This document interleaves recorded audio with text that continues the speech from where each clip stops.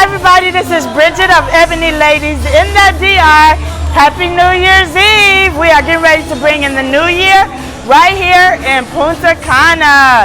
So everybody say hi. We'll check in with y'all again later. Got some more lovely ladies coming up the steps. Zoom in, say hi everybody. Woo! So we are ready to get ready to party tonight. Have a good time. We want everybody out there to be safe. See you tomorrow. Welcome in the new year 2020. To then, we'll show you a little bit more footage later, but peace, amigos. Hi everybody, this is Bridget and we are in the party. We are at Yoko Tiki Bar. So you see we got our hats on, we are ready to party, the music is jamming.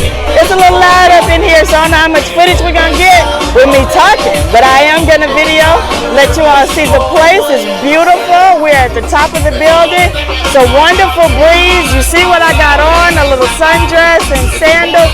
It's like 80 degrees on December 31st, 2019, right here in Punta Cana.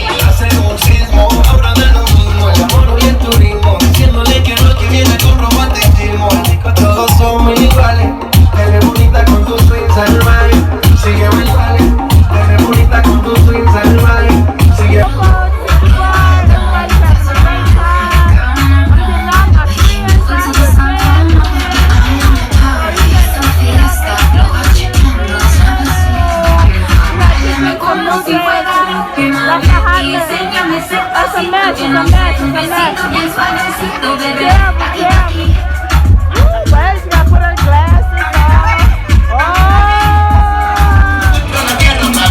Le buscaba una Biblia en los Alpes de los Chancelíes.